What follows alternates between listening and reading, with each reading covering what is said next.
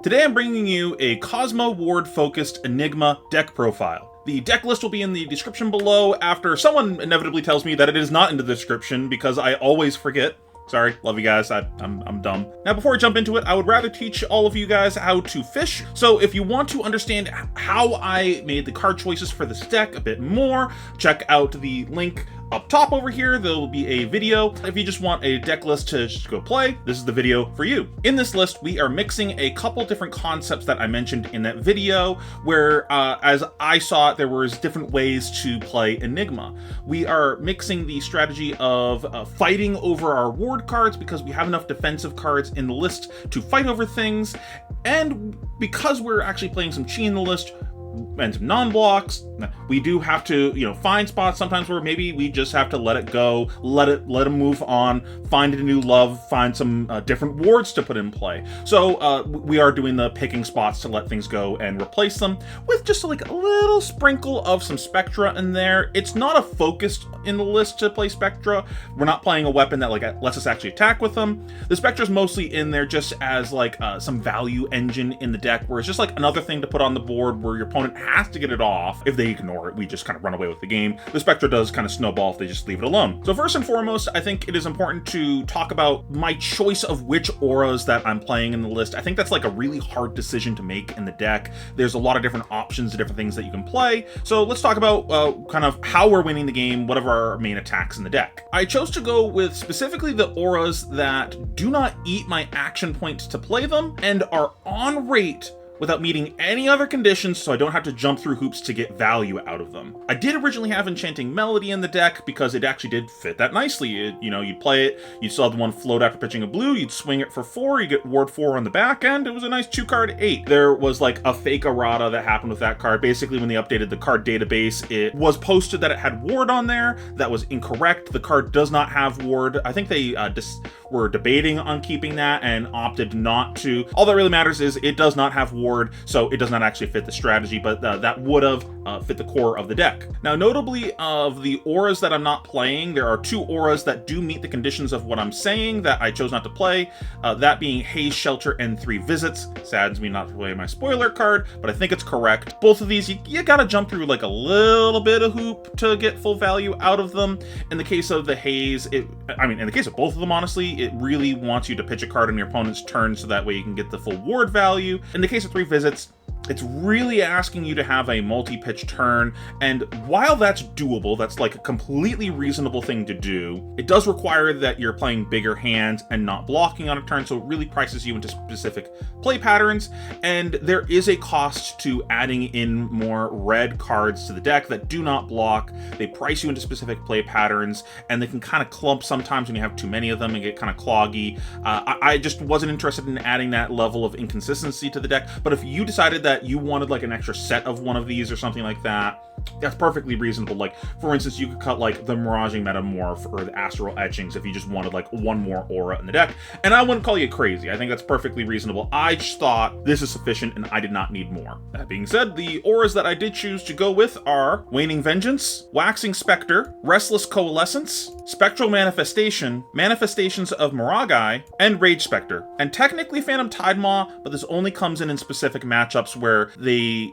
have a hard time clearing your board, or you're trying to specifically snowball in that matchup. We do, of course, have some ways to make other auras, such as our Haze Bending making Spectral Shields, or of course just pitching cheat cards to use our Hero Power to make Spectral Shields. In my mind, these are the strongest ward auras that we can be playing, and specifically, I think the best ones are, weirdly enough, the blues. Manifestations of Miragai and Rage Spectre, the rate on them is very good especially for a blue. Like, blues generally do not punch at this weight class. Rage Spectre, it's a 2-card 7, and it blocks 3 for some reason. Like, this card is so good. And Miragai, I think people are discovering, is one of the most powerful cards in the entire deck, and I think a lot of your play patterns are going to be dedicated specifically to getting the most value out of this card because the rate on it is insane. Even if you don't pitch a chi, the rate on this card is still good for a blue. You get the 2 counters on it, it'll have ward 2, so it'll swing for 4 because of the way that Cosmo works, where it's going to check how much ward you have and then we're going to check how many counters are on it after that, so it's going to be coming in for 4 on offense, and then you have ward 2 on defense, so we got a nice 2-card 6 there. That's perfectly reasonable at blue, but if we pitch a chi card, it's even better, so it's going to be coming in with 4 counters, meaning it'll have ward 4, so we're attacking for 8 with ward 4 on the back?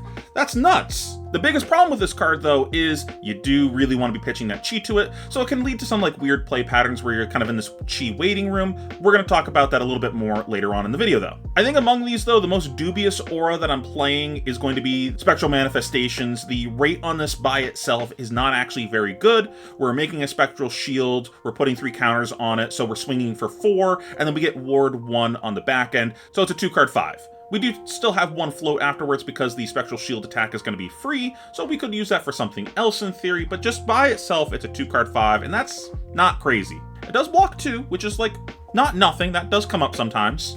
I think if we were going by just pure rate on cards alone, probably wouldn't be playing this card. But it has synergy with some of the other effects in your deck. If we just add 1 card to that 2-card equation, making a 3-card hand instead, the rate completely changes. We had a Restless Coalescence, now we've got a 3-card 14. We get to attack with the Spectral Shield for 4, we play the Restless, move the 3 counters over, we attack with the Restless because we still have 1 floating. This is going to have 3 counters, it has ward 2, so it's going to attack for 5. Then we move a counter off of it to make a shield. If you have Tunic up, you could then pitch to swing with the shield, but let's not get into that. Let's just talk about just these 3 cards. So now we've attacked for 4 and 5, so we've got 9 on offense.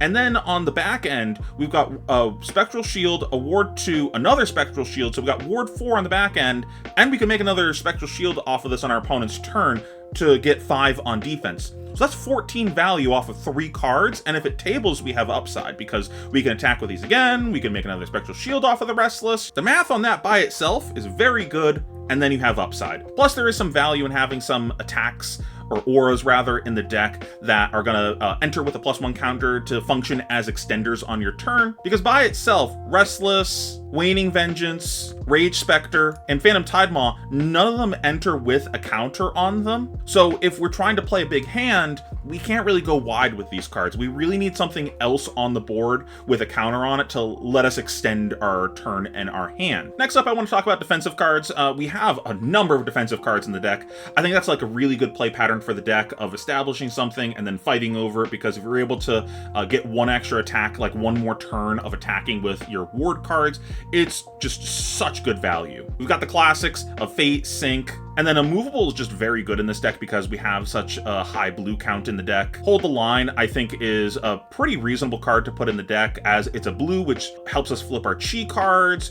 KO's a part of the meta, so this is going to have text into that matchup. That All You Got helps us cover up some of those pesky breakpoints that just like aren't profitable for us to block, so we don't get juiced on that. And then lastly, we have Unravel Aggression. I'm going to talk about this card some more in a minute, but I think this card is reasonable in the deck. I'm not married to it. I could definitely see myself cutting this. Again, I'm gonna get to this some more in a minute, but I was just looking for some blues in the deck that help us flip our chi. And then also for defensive cards, we have a couple cards here that are like modal defensive offensive. Battlefront Bastion is an incredible card in Enigma, letting you fight over those pesky breakpoints that are just like not profitable for you to block, like weapon swings from an assassin or something. And then if they don't make you use it, you can just attack with it at the end of your round, just like swinging with an aura with a counter on it, and then just punch him in the mouth with this Battlefront Bastion. And Restless Coalescence also helps deal with those kind of problems. One of the issues that I talked about before with the deck is dealing with those like little awkward small packages of damage, like just 1/1/1. Restless Coalescence, while being a good threat in the deck, also doubles as a great defensive tool for dealing with some of the things that are really awkward for you. Being able to break up your defensive line into a 1 ward, a 1 ward, and a 2 ward with upside of getting to keep this stuff is very valuable into some of these decks where they're trying to kind of juice you on damage. Now onto the blues, which is, I think, the kind of hardest part to figure out what you want to be doing with an Enigma deck. I think it's pretty easy identifying what are the good cards and what are the like plays you're trying to play around, but figuring out the core engine of your deck, of how to make your deck function, this is going to be the meat and potatoes of deck building, I think, for a lot of Enigma players. I broke my blues down into 3 different categories, and I basically wanted to make sure that my blues all had a specific job. They needed to check at least one of these boxes to warrant being in the deck. If they do not do this job, I do not want the card. The first is auras that I want to cast. So again, we got our super above rate Miragai, Tidemaw, Rage Spectre, our 6 Spectral auras. These are just cards that I want to play. These just fulfill our core strategy of the deck of putting auras on the table and smacking our opponent in the face with them. And specifically, these are blue auras that the rate on them is fine. A big problem with a lot of the blue auras is when we're using this weapon, the Cosmo, the rate on them is not very good because the value of it is going to be multiplicative scaling with the amount of ward that it has. If we look at our red ones, you know, we're going to be coming in with this. It's going to cost us 1 with ward 3. It's going to attack for 3 and defend for 3. So if we're just like exact pitching to do this, we're pitching a full card, play this, swing with it, do nothing else with our resources. We're looking at a 2-card 6. If we look at this at blue, it has ward 1. So same thing, 2 cards. We're getting 1 on offense, 1 on defense. That's a 2-card 2. I am not interested in a 2-card 2. Tidemaw being the only exception with this because it fills multiple roles in the deck and facilitates different play patterns that let us snowball really heavily. This card synergizes ridiculously well with Coalescence. You can play this, it'll see some things die, you get a bunch of counters on it, then you play Restless Coalescence, soak up all the counters off of your Tidemaw, and then start removing the counters to make Spectral Shields. Then when those shields die, the Tidemaw will get those counters back on it. And in theory, you're doing this in such a way where you attack with the Tidemaw, then play the Coalescence, soak up the counters, attack with the Coalescence, and you then make the shields. So you're getting triple dip on the value of these counters. In case you can't tell, I really like Restless Coalescence. This is a fantastic art, fantastic card. It's just an overperformer in the deck. The second type of blue that I'm willing to put into my deck is going to be Chi cards. We're trying to do things with Chi, so we kind of have to put Chi in the deck. My decision making behind most of the Chi that I'm playing is I specifically want a Chi that I don't have to have an active chain link of an attack on the combat chain to play them. So you'll notice that I'm not playing, I'm not playing the shuffle one because I don't really care about that one as much. I'm not playing the +1 attack, and I'm not playing the go again one, and honestly, if push came to shove, I could even cut the, wherever it is, I don't know the art of cards yet, I could even cut the -1 attack one. I've found that the Chi cards that require the active chain links, specifically, especially my own chain links to get value out of, are very awkward to actually use in the deck because a lot of the times you're like trying to do the thing with the Chi before you've attacked.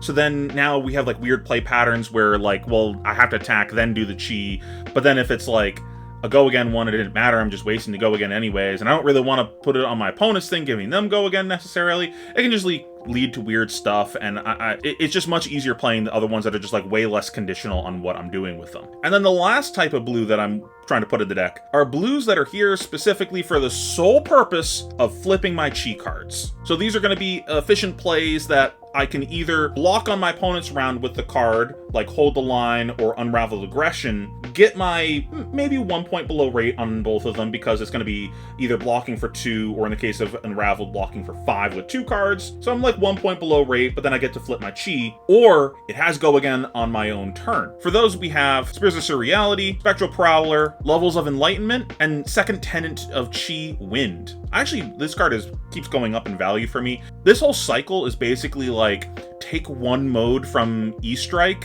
but put it on a blue, but you don't bottom a card, you have to pitch a full blue to play it. They're all pretty reasonable. In the case of this one, I'm basically always getting the text on it because I'm only playing this because I'm trying to flip a Chi anyways. Otherwise, I'm just going to pitch or block with it to cover my turn. Now, Rage Spectre and Phantom Tidemaw are really nice because they kind of pull double duty on this. They're both blue auras that I just want to play because it facilitates my core game plan of the deck. Them being blues that let me open the turn on them, then flip a Chi, lets me kind of double down on their roles in the deck, which is really nice. Miragai, though, on the other hand, technically can do this, but it does not do it as cleanly as the other ones, as generally I'm trying to pitch a Chi to play this card. So if the whole point of me playing this card was to flip a Chi, I would have had to have a hand that had a flipped Chi and a not flipped Chi in my hand for this to make sense, and that's just like, that's so niche. That doesn't like really come up very often, but you can technically do that with this. The Spectral Auras, unfortunately, also really suck at doing this. They technically let you flip your Chi. You can play a Shimmers, then play your Chi to flip it, make a Spectral Shield with the Hero Power. It technically plays. it's not very good. You're ending your turn by playing the shimmers usually, so unless you find an action point somewhere else or you play a card that gives the shimmers go again. So the shield that you're making with your hero power, you're just passing with it. You're not getting an attack within it, so you're kind of wasting value. So you're like, unless you're like, know you're tabling the spectral shield that you made off of your hero power, you're basically converting that chi into 1 value on defense. It's really not worth it. Niche, it can come up. This is a play you should be aware of, but like, we're not playing these spectral auras to actually flip our chi. Now, Unraveled weirdly has a similar issue that Miragai has, where like, well, I'm trying to pitch a chi to do this, so it's kind of hard to use to flip my chi, and that's what makes this one like a little dubious, and I could definitely see playing something else instead of this. But most of the time that I'm using this, I'm just playing it as like a blue immovable, essentially, that just has upside of it could draw a card instead. And last but not least, let's do a real quick rundown on equipment and why I'm playing what I'm playing and some other options that you could put in the deck. Tunic is basically the only chess piece that you can be playing in the deck unless you want to go for kimono plus diadem. Nice option if you're on a budget, and it's like perfectly reasonable in the deck.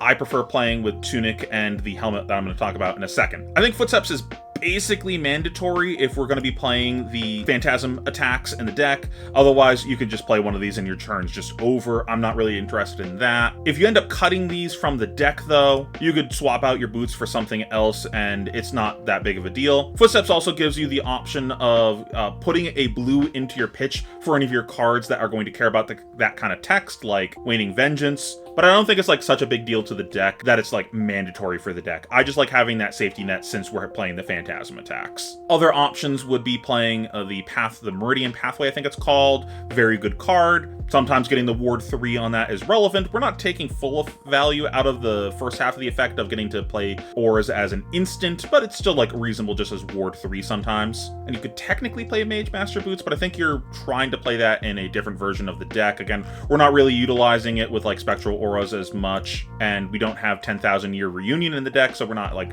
doing any funny shenanigans with that. You could put that in the deck, though. That's an option. Traverse the Universe is the real equipment that kind of matters to the suite of making the deck work a bit. The value on this card is pretty nuts, like not hard to figure that one out. A block 2 that lets you draw a specific card out of your deck, but what this also lets you do is make specific plays. Like when you draw into a Manifestations of Miragai, you go, okay, now I block with my helmet, it's go time. And it lets you also do the thing where you can like snowball really hard, because now you can play like a 5-6 card hand because you just drew this extra card, get crazy ahead on board, and just slam the game shut on your opponent because they can just never break through all the ward that you have because you just put like 3 things on the table. I'm probably butchering the name of this card, but Orhyon, I don't know. Someone tell me how to pronounce this.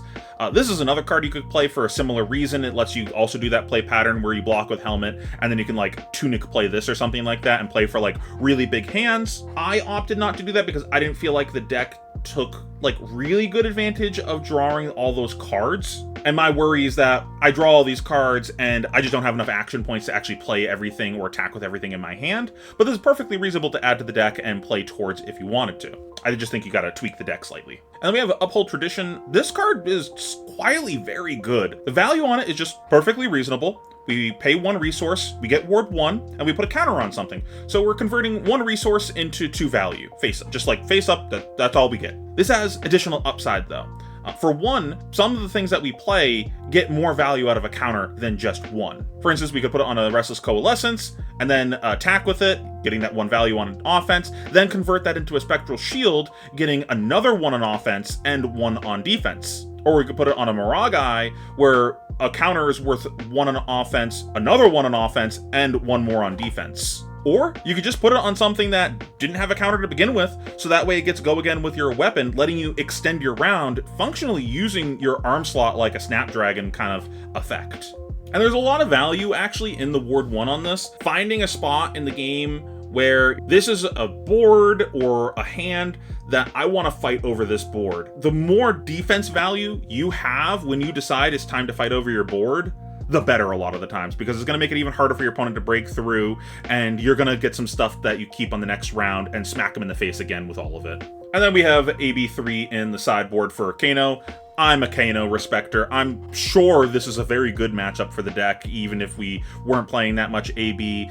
I could totally see cutting some of it, maybe down to 2. I prefer to not give Pheanos free wins by not respecting them. Of note, importantly, the Stiletto's effect will not work on your ward auras. They are not allies, and they are not things with Phantasm, so you cannot use this to gain the action point if the Pheano shoots you to kill your ward thing, stealing your action point. You could definitely include some other tech choices for equipment into the deck. I think it's pretty flexible of those kind of cards, and I think there's a lot of value to adding tech equipment to the deck. Balance of Justice is a totally reasonable card to put in the deck if you feel like you are playing a strategy that you don't need to search the chi as often, or you're having a hard time searching the chi because you're just like not getting chances to flip it. So just the draw card in general might be more valuable to you in that matchup. I already mentioned the other boot options that you could go with, and there's tons of different glove options that you can go with to get small little advantages in other matchups. So I would definitely scrutinize your equipment when you're building this deck and figure out like what your preference is and what matchups that you want to target, and move around cards as such as you see fit. That's the deck. If you guys have any questions, let me know in the comments below. I am going to try working on a version of this using Iris and Spectra because, you know, that's my jam with Prism. If you guys have found any success with this deck and there's any cards that you don't see here that you think belong in the deck, let everyone know in the comments. I'm sure people would love to see that are brewing with the deck. I personally would like to know if there's any cards that I'm not playing here that you think are the sauce. And again, if you're doing any deck building with Enigma, I highly recommend checking out the video that I made a few days ago about how to think about deck building with the deck. I cover a lot of different concepts with the deck that I think are very helpful when you're like starting out deck building with Enigma. She's a very complicated deck, so understanding why you're doing specific things with cards in the deck is very important. It's not just slam good cards in the deck and call it a day and just look at the numbers and the math of cards. You need a lot of role fillers in the deck, and you need to understand what different slots need to do. That being said, I appreciate you guys for watching. Make sure you like, comment, and subscribe. Peace, YouTube.